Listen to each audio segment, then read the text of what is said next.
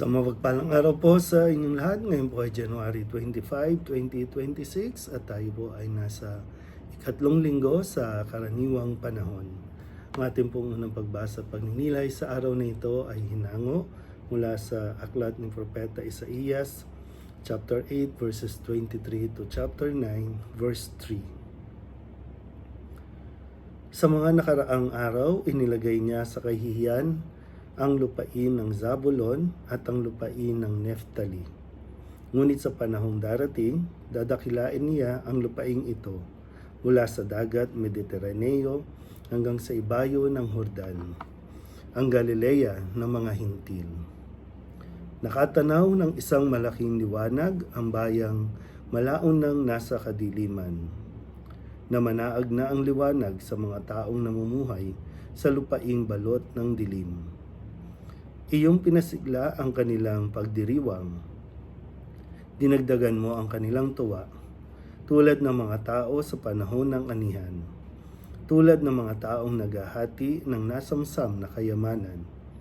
Nilupig mo ang bansang umalipin sa iyong bayan, tulad ng pagkalupig sa hukbo ng Madian. Binali mo ang panghambalos ng mga tagapagpahirap sa kanila. Ang salita ng Diyos. Muli po, isang mapagpalang araw sa inyong lahat at tayo po ay nasa ikatlong linggo sa karaniwang panahon. At muli sa pahayag sa ating unang pagbasa mula sa aklat ni Propeta Isaías, ito ay nagpapaalala at nagbibigay ng pag-asa sa bawat isa sa atin. Kung paanong sinabi na hinayaan ng Diyos na maranasan ng mga taga Zabulon at Neftali ang kahihiyan, pero pagdadating din ng araw na sila ay muling dadakilaan at ikararangal. Yan nawa po, sa ating pong mga karanasan, lalo na sa bansa natin ngayon, talagang pwede natin masabi na inahayaan din ng Diyos sa maranasan natin ang labis na kahirapan o paghihirap. Pero umasa tayo na hindi naman ito panghabang buhay o para bang hayaan na lang tayo ng Diyos na maghirap, kundi meron lang siguro talagang itinuturo sa atin ng Diyos na dapat nating matutunan at inahayaan niya rin tayo na matuto at mas maging matalino sa mga susunod pa mga desisyon natin sa buhay, lalong-lalo na sa mga may kinalaman sa pag-unlad ng ating bayan. Dahil bakit nga ba naghihirap ang ating bayan? Di ba dahil din sa ating kapabayaan.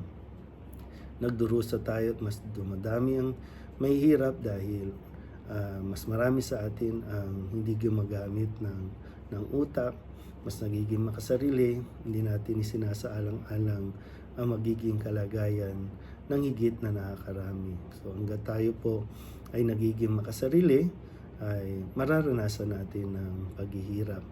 Pero yun nga po, no, kung meron sa atin, magsisimula sa atin ang pagiging matalino sa pagpili ng mga leader, kung tayo po ay mayroon pa rin na pinangahawakan pananampalataya, nakatitiyak tayo na mayroong liwanag na darating at handang-handang ibigay ng Diyos sa atin yan, handang-handang iparanas ng Diyos sa atin yan. Kaya huwag tayong mawala ng pag-asa, pagpatuloy natin ang pananampalataya at pagkapit at pagtawag sa Panginoon. Muli po, sa mapagpalang araw sa inyo pong lahat.